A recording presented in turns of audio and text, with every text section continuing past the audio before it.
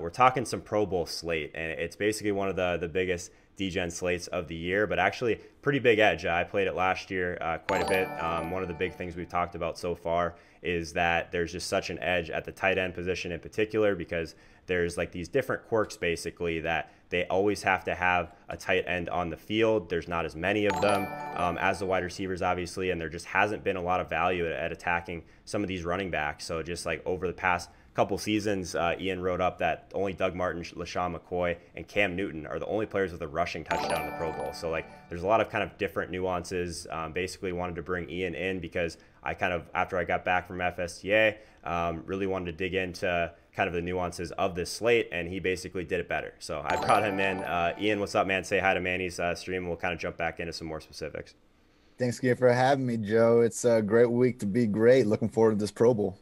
Yeah, man, it's going to be fun. So let's jump back over to your article, fantastic article. Make sure that you guys are checking out Ian over at Fantasy Labs on Twitter. He's at iHardis.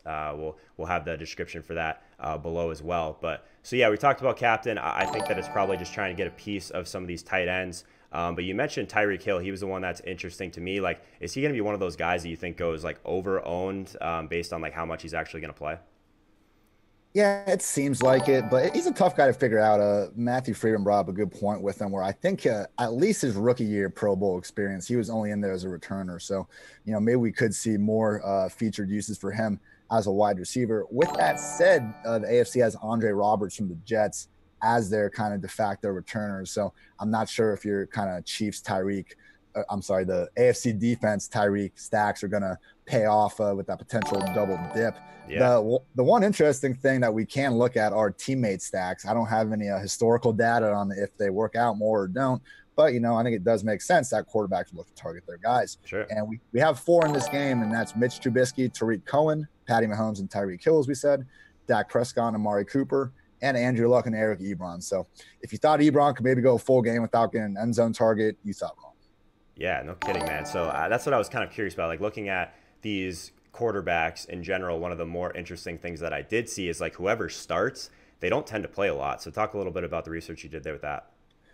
Yeah, so especially these quarterbacks, you don't really want to target the starter because they're going to be in there 2-3 series. Maybe they play a full quarter, but it seems like after that first quarter, they're getting taken out. And part of that's his Pro Bowl style. I mean, it's a 2-minute drill at the end of every single quarter. So it really is like a stopping point for the team. So expecting Mahomes, Russell Wilson to pretty much not play past the first quarter, which is now we got these last 2 guys to split the remaining 3 quarters. So just more opportunity there. And as we mentioned before, there's no running upside in this game for running backs or quarterbacks. So haven't seen anything from dual threat guys. So I think it comes down to Deshaun Watson and Andrew Luck. And yeah.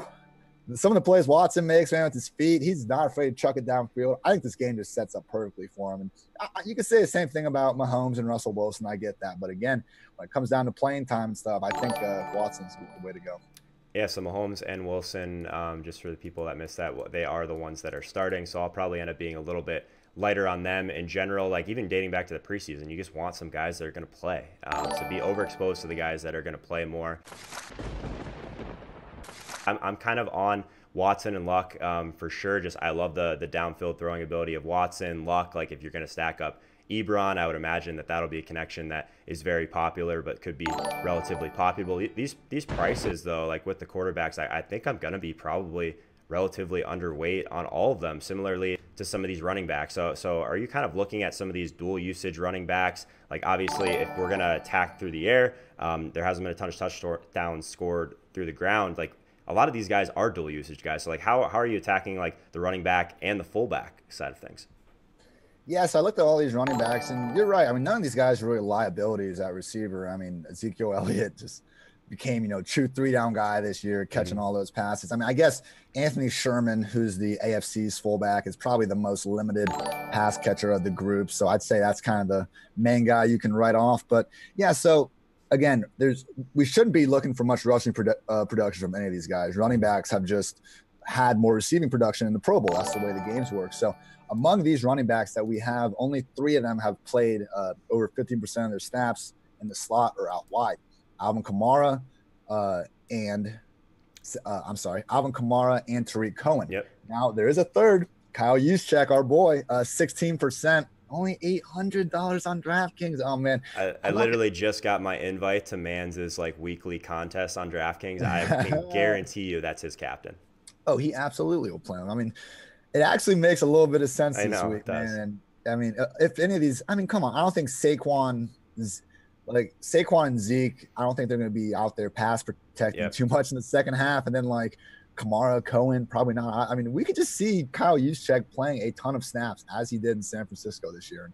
And at $800, I mean, it's more or less kind of a free swear situation anyway. So I'm in, dude. So he's a guy that I mean, he could just end up playing a bunch of pass protection in this game. Not that there's like much probably that's going to happen on the blitzing side of things, like we talked about before, but it's interesting. So I think that we have kind of figured out that tight end is going to be one to be overweight on. But these wide receivers, like, what are you doing with these guys? Are you kind of spreading your shares? Like at some point, like they've been super valuable, but you need to like spend the cap too in some way. Like, I mean, I guess this is probably a slate too, where you can keep it more wide open, not worry as much about salaries. But what do you think about some of these wide receivers that you wrote up? I think Juju is my favorite, like high priced, kind of makes sense. So it'll probably be chalky, but I think this game just made for him. I mean, that guy's probably already got multiple end zone celebrations figured out. I mean, no one in this game has more more opportunity to better boost their brand, I feel like, than Juju. I mean, this guy's building his own social media empire. It's awesome. But yeah, among these wide receivers, I mentioned this earlier, but Devontae Adams, I mean, we don't know how his knee is. He wasn't able to play week 17. Just if he does play, not expecting to see too much of him. Andre Roberts only costs $200 on DraftKings, but probably won't see him on the field for many offensive reps. Again, he's just there as a returner. And then these other guys, I think, are pretty interchangeable, and that's where we can, kind of take some value for that. Like Amari Cooper at 5,400, Mike Evans at 7,200. I understand Adam Thielen had the better overall season, but second half of the season, both Evans and Cooper outscored Thielen. So there's all these guys are great. I mean, Jarvis Landry has probably had the most Pro Bowl historical success of the group, which makes sense, I think. He's such a good player after the catch, and we see him make some ridiculous sticky one-handed catches all the time too. So I like Jarvis a lot, and Evans and Cooper, and my high price guy is Juju. I like it, man. Yeah, Landry, just kind of that run after the catch type play that definitely has some contested catch ability. And I'm gonna take that from you just because you're the one that's watching all the film. So I'm with you on that. Kind of sprinkle in some of these guys, maybe go overweight on one that you like Juju or whoever it ends up being. So tight end, it's going to be the one like, okay, like we love the tight ends. Who is the captain? Who is the guy to be overweight on? Do you have any preference? Even like, let's take salary even out of it. Like, I think that like it makes sense to go after guys like Ebron and Kittle for their ceiling for sure. But yeah, if you need like Austin Hooper at 1,800 at like a similar price point to some of these kickers, like we mentioned, yeah, I mean, that's a guy that I'm probably going to have a ton of. Yeah, I think Kittle needs to be your number one. I mean, his salary is that way. I mean, how can you not?